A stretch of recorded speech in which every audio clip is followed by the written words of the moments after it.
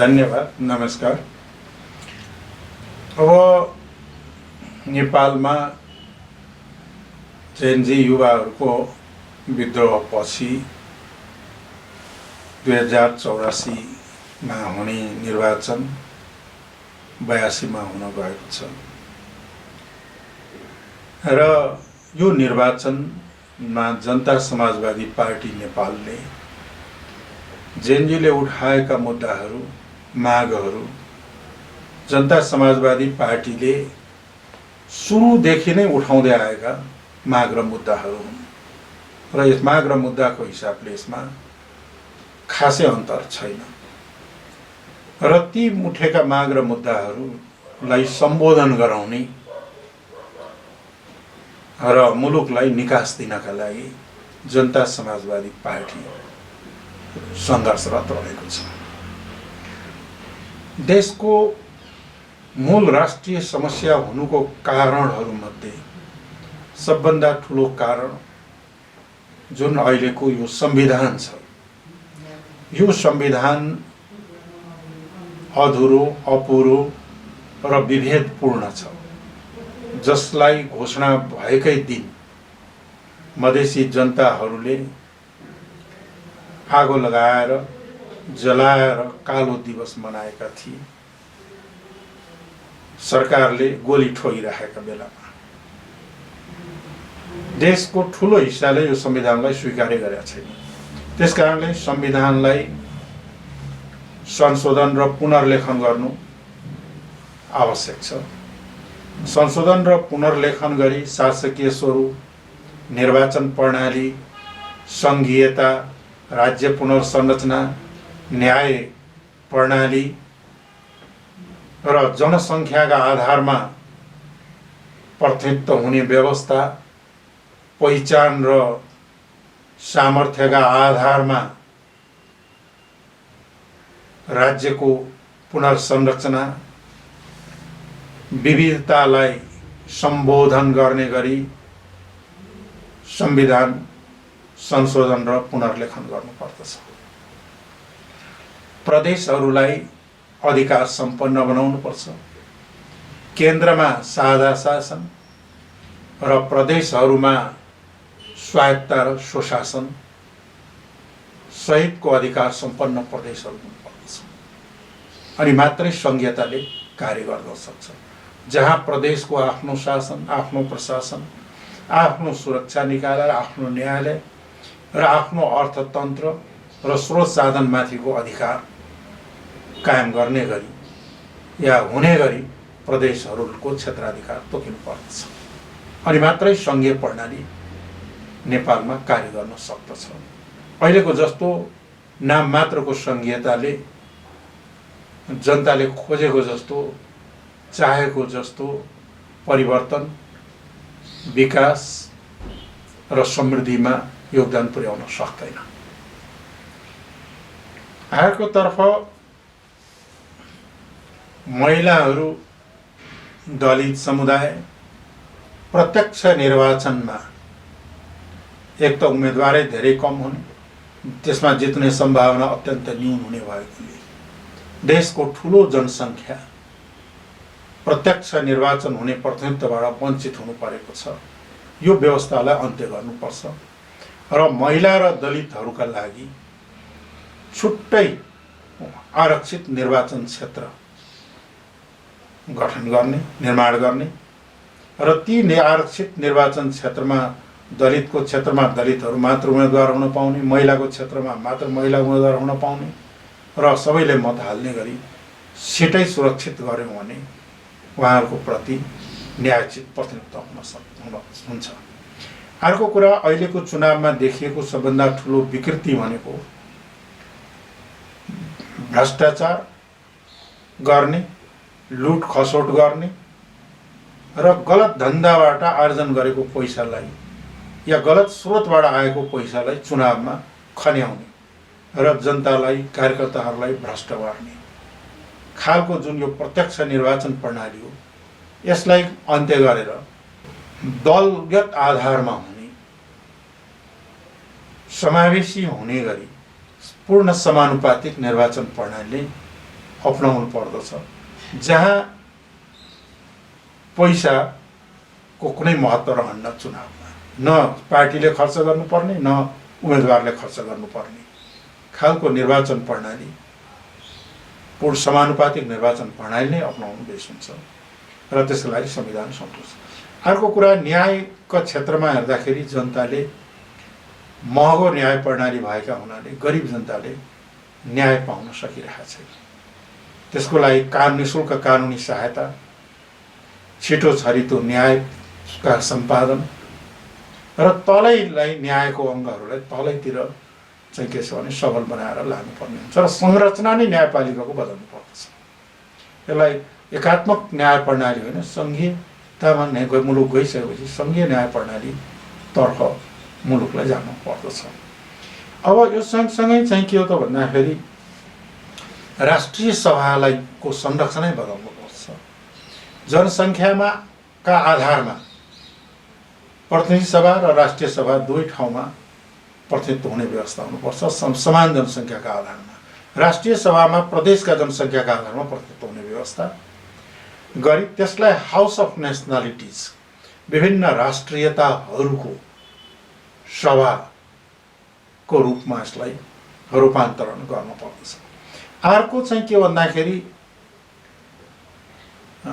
स्थानीय निकायहरू, स्थानीय तहहरूलाई अझै बलियो बनाउने र तिनलाई प्रदेशको क्षेत्राधिकारभित्र राख्नुपर्दछ। सङ्घीय प्रणालीमा स्थानीय निकायहरू, स्थानीय तहहरू प्रादेशिक क्षेत्राधिकारभित्र पर्दछ। अहिले त प्रदेशहरूलाई त्रिसङ्घको बनाइएको छ, न तल कुनै इकाइ छ, न माथि केही छ। यस खालको प्रणालीलाई अन्त्य गर्नलाई संविधानै संशोधन गर्नुपर्दछ। यसका साथसाथै चाहिँ के हो भन्दाखेरि आर्थिक, सामाजिक र राजनीतिक रूपले शताब्दीौँदेखि वञ्चितीकरण र बहिष्करणमा पारिएका, उत्पीडनमा पारिएका समुदायहरू, खास गरिकन मधेसी समुदाय, आदिवासी जनजाति समुदाय, दलित, महिला, थारू, पिछडा वर्ग, मुस्लिम अल्पसङ्ख्यक समुदायहरू लगायतका उत्पीडित जात जातिहरूको लागि अवसरमा, प्रतिनिधित्वमा र सत्ता र शक्तिमा उनीहरूको जनसङ्ख्या आधारमा समावेशीकरण, भागेदारी अथवा साझेदारी गराउनु पर्दछ। ती बहिष्करणमा पारिएका समुदायहरूको झन्डै 2/3 बढी जनसङ्ख्या छ। 2/3 बढी जनसङ्ख्या रहेका यी समुदायहरूको पहिचानको मान्यता, सत्तामा साझेदारी र न्यायोचित प्रतिनिधित्व हुन सकेन भने मुलुकमा शान्ति, स्थिरता र राष्ट्रिय एकता नै खण्डित भएर जान सक्दछ। यी राष्ट्रिय एकतालाई बलियो बनाउनका लागि यो विभेद र असमानता जुन युगौँदेखि ती समुदायहरूमाथि कायम रहेका छन् त्यसलाई अन्त्य गर्नुपर्दछ र लोकतन्त्रलाई, राजनीतिक लोकतन्त्रलाई सामाजिक लोकतन्त्र अथवा समावेशीय लोकतन्त्रमा रूपान्तरण गरेर यो मुलुकमा सबैको सहभागिता, सबैको साझेदारी र सबैको राज्य हुने गरी चाहिँ के छ भन्दाखेरि रूपान्तरण गर्नुपर्छ। त्यसका लागि संविधानलाई नै पुनर्लेखन गर्नुपर्छ। संविधान पुनर्लेखन नगरिकन हुँदैन। त्यो सँगसँगै आदिवासी जनजातिहरूले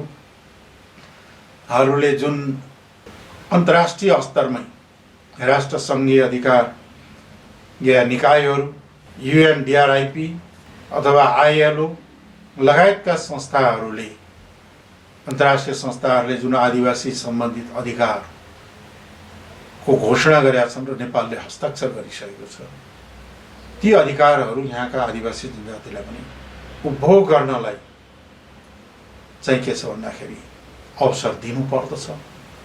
आदिवासीहरूलाई दबाएर उपेक्षित गरेर मुलुक बन्दैन। त्यो सँगसँगै चाहिँ के भन्दाखेरि मुलुकमा व्यापक रूपमा अहिले भ्रष्टाचार, लुटतन्त्र, कमिसन तन्त्र, बेतिथि रहेका छन्। यसलाई अन्त्य गरी सुशासन, पारदर्शिता र भ्रष्टाचार मुक्त समाज निर्माणका लागि अगाडि बढ्नु पर्दछ र विगतमा भएका धेरै भ्रष्टाचारका काण्डहरू भए। ती काण्डहरूको न्यायोचित या भनौँ न न्यायिक छानबिन गरी दोषी उप कानुन बमोजिम कानुनी दायरामा ल्याएर कार्यवाही गर्नुपर्दछ। त्यसै गरिकन अब विकासको मूल आधार भनेको शिक्षा हो। विकासको मूल आधार शिक्षा भएको हुनाले शिक्षालाई व्यापारीकरण गर्ने, शिक्षालाई चाहिँ के छ भन्दाखेरि गरिब वर्गको पहुँचबाट वञ्चित पार्ने, यानि शिक्षाबाट पहुँचबाट वञ्चित हुनु परेका छन् गरिब वर्गका छोराछोरीहरूलाई। त्यस कारणले सबैका लागि समान र गुणस्तरीय व्यावसायिक र प्रविधियुक्त शिक्षा राज्यले प्रदान गर्नुपर्दछ, राज्यको दायित्व हुनुपर्छ। सबैका लागि प्राथमिक उपचार स्वास्थ्य सेवा राज्यले प्रदान गर्नुपर्दछ र रोजगारी दिने ग्यारेन्टी राज्यको हो।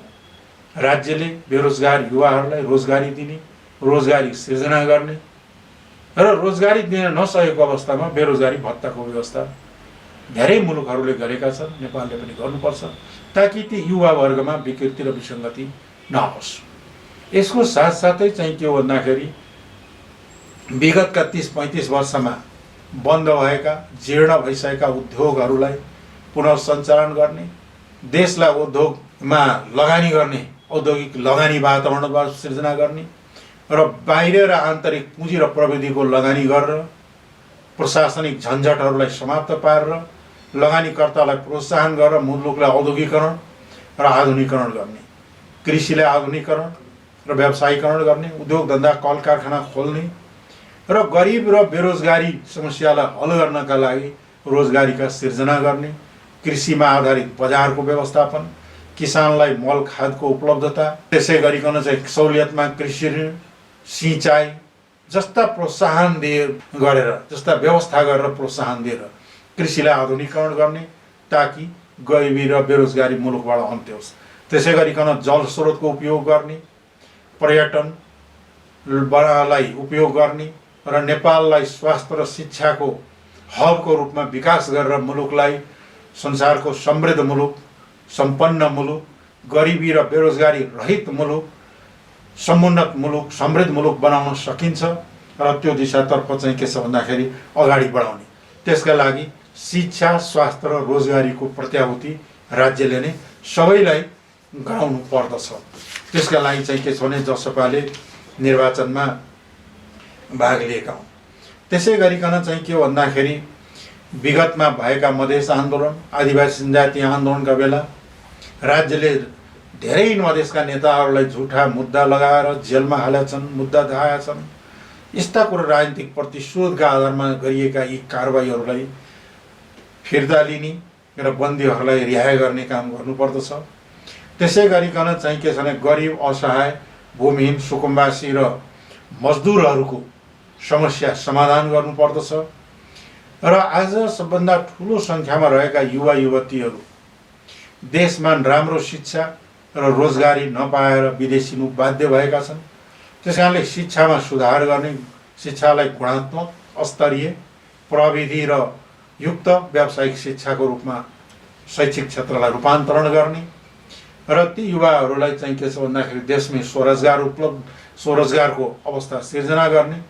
त्यसका लागि चाहिँ राष्ट्रिय युवा नीति आउन जरुरी छ र राष्ट्रिय युवा नीति कार्यान्वयन गर्दै विदेशमा रहेका युवाहरूलाई स्वदेशमै कार्यमा लगाउने र अवसर उपलब्ध गराउने गरी नीतिको तर्जुमा गरेर अगाडि बढ्नु पर्दछ।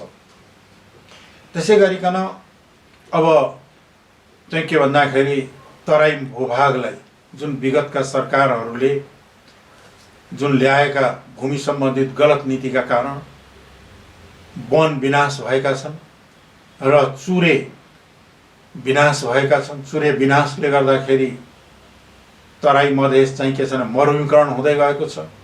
त्यसलाई मरुभूमिकरण हुनबाट जोगाउनु पर्दछ र चुरिया क्षेत्रलाई आरक्षित क्षेत्र बनाई त्यसमा छेडखानी बन्द गर्नुपर्दछ र त्यो सँगसँगै नदी नियन्त्रण अति आवश्यक छ र नदी नियन्त्रणबाट भूमि जोगाउने र सिँचाइ प्रबन्ध आवश्यक हुन्छ र यो सँगसँगै चाहिँ के हो त भन्दाखेरि सरकारले विगतमा ल्याएका नीति, गलत नीति र गलत क्रियाकलापले गर्दा आज कृषि क्षेत्र चौपट भएको छ।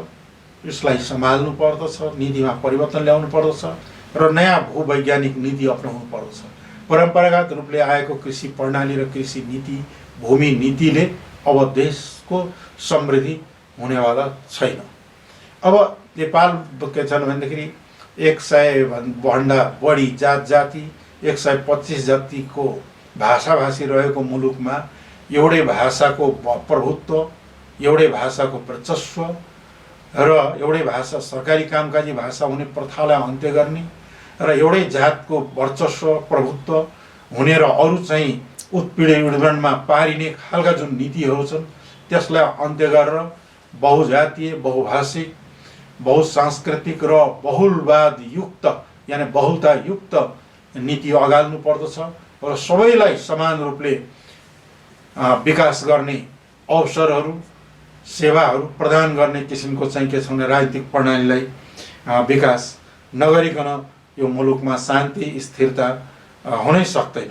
त्यसकारणले चाहिँ के हो त भन्दाखेरि जनता समाजवादी पार्टी वास्तवमा भन्ने भन्दाखेरि हामीले समाजवादी लोकतान्त्रिक अवधारणाले लिएर अगाडि बढेका छौँ, जहाँ सबैलेको लागि समानता, सबैका लागि स्वतन्त्रता, सबैका लागि समानता र सबैका पहुँचमा हुने विकास र समृद्धिका साथै हामी चाहिँ के छ भन्दाखेरि यो पुँजीवादी, अर्धपुँजीवादी र सामन्ती व्यवस्थालाई अफाल्दै एउटा समाजवादी लोकतान्त्रिक प्रणालीको अभियानमा अगाडि बढ्नका लागि चाहिँ के हो त भन्दाखेरि जनता समाजवादी पार्टी चुनावी सङ्घर्ष होस् या सडक सङ्घर्ष हो या सदनमा होस्, यो सङ्घर्षमा निरन्तर लागिरहेको छ र लागिरहनेछ।